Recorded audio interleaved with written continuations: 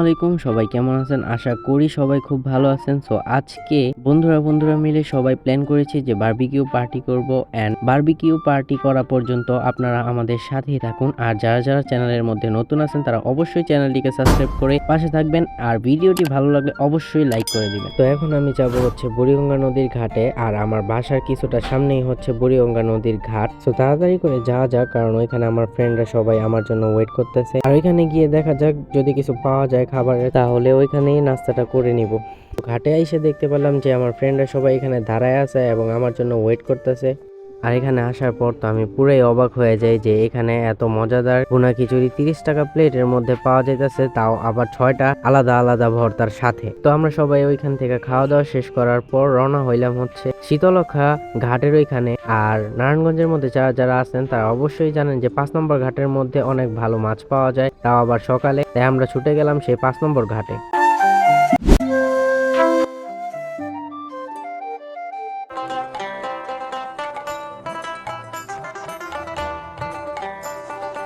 আর এখানে আসার পর দেখতে পেলাম যে অনেক মানুষের ভিড়। আর এই মানুষের ভিড়ের কারণে তো প্রায় হাঁটাই যাচ্ছিল না। আর এখানে প্রায় সব রকমেরই মাছ পাওয়া যায়। তো আমরা এখানে তেলাপিয়া মাছ খুঁজতেছিলাম যে তেলাপিয়া মাছগুলা কোথায় পাওয়া যায়। আর তেলাপিয়া মাছই আমাদের দরকার হচ্ছে বারবিকিউর জন্য।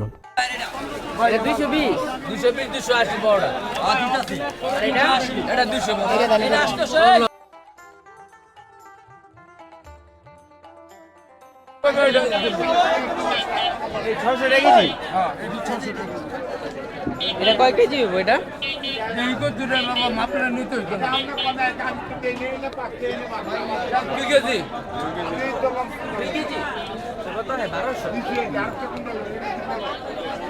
আচ্ছা দেখি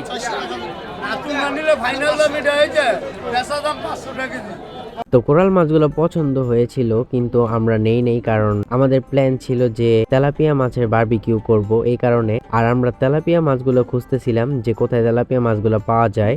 তো এখানে তেলাপিয়া মাছগুলো দেখতে পারলাম যে অবশেষে তেলাপিয়া মাছ পাওয়া গেল। তারপর এখানে দামের সাথে আমাদের মিলতেছিল না, তাই আমরা অন্যান্য দোকান খুঁজতেছিলাম।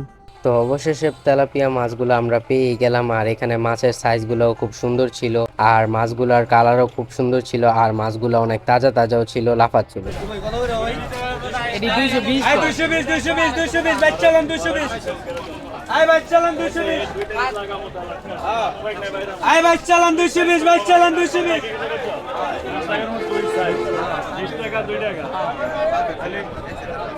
আমি মনে করতেছি দুই চল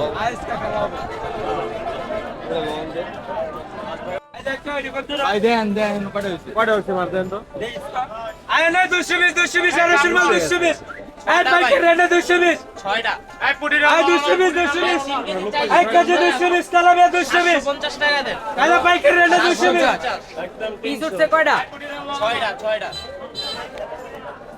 6টা উঠছে। এক সিজন না ভাই জালিনা কিনে রাখি জালিনা। অবশেষে মাছগুলো কিনে ফেললাম। আর মাছগুলোর দাম পড়লো হচ্ছে 750 টাকা, কেজি পড়লো 220 টাকা করে। আমরা মোট নিয়েছি 3 কেজি 500 গ্রাম। তো মাছ কেনাকাটা শেষ, এখন সবাই সবার বাসায় চলে যাব। আর মাছগুলো পাঠিয়ে দেবো ফ্রেন্ডদের বাসায়। ও এখন মাছগুলো নিয়ে ফ্রিজের মধ্যে রাখবে। তারপর আজকে যেহেতু জুম্মার দিন, তো জুম্মার নামাজ কালাম আমরা পড়া শেষ করে তারপর একেবারে বাসায় রেস্ট করে বিকেল টাইমে বের হয়ে বাকি প্রসেসগুলো কমপ্লিট করব। তো মাছগুলো ফ্রিজে রাখার কারণে মাছগুলো খুবই শক্ত হয়ে আছিল। আর মাছগুলো নরম করার জন্যই আমরা টাঙ্কির পানি দিয়ে মাছগুলো ধুইতেছিলাম বারবার, যাতে মাছগুলো একটু নরম হয় আর আমাদের কাটতে অনেক সুবিধা হয়। অন্তঃপর মাছগুলো নরম হওয়ার সাথে সাথেই আমরা কাটাকাটির কাজটা শুরু করে দিই।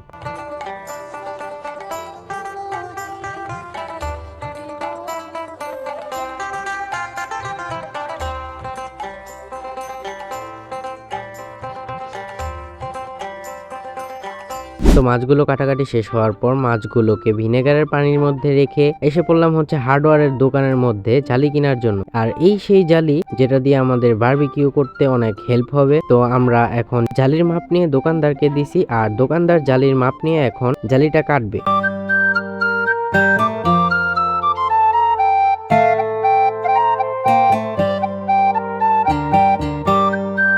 আর আর জালি কিনা শেষ হওয়ার পর আমরা বলবাটি নিয়ে এসে পড়লাম একটি মুদি দোকানের মধ্যে। আর আমাদের এখানে যেই মশলার প্রয়োজন আমরা সেটাই ব্যবহার করতেছিলাম। আর এই মশলার মধ্যে ইউজ হইতেছিল ধনিয়া পাতার গুঁড়া, হলুদের গুঁড়া, মরিচের গুঁড়া, সস, সয়া সস, লেবু, টক দই ইত্যাদি ইত্যাদি।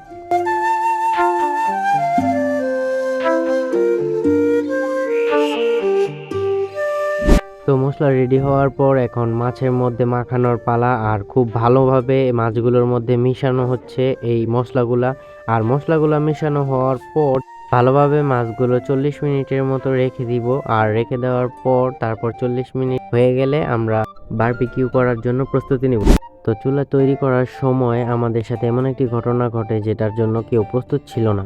হঠাৎ দেখতে পাওয়া যায় যে কর্নারের মধ্যে একটি মৌমাছির বাসা। আর এখানে অনেকগুলা মৌমাছি ছিল। যদি এটা দেখতে আর একটা মিনিট লেট হতো তাহলে আমাদের সবার খুব খারাপ অবস্থা হয়ে যেত। তো তারপর আমরা এখানে আগুন জ্বালিয়ে ঠিক করে দিই। তো সমস্ত কিছু শেষ হওয়ার পর আমরা বারবিকিউটাকে চালু করে দিই। আমাদের বারবিকিউর সম্পূর্ণ প্রসেসটি একেবারেই ঠিক ছিল, শুধু আমাদের একটি ভুলের কারণে আমাদের মাছগুলো ভেঙে চুরমার হয়ে যায়। আর সেটা হচ্ছে বারবিকিউ এরকম স্ট্যান্ড। বারবিকিউ স্ট্যান্ড যদি থাকতো তাহলে আমাদের মাছগুলো ভাঙতো না।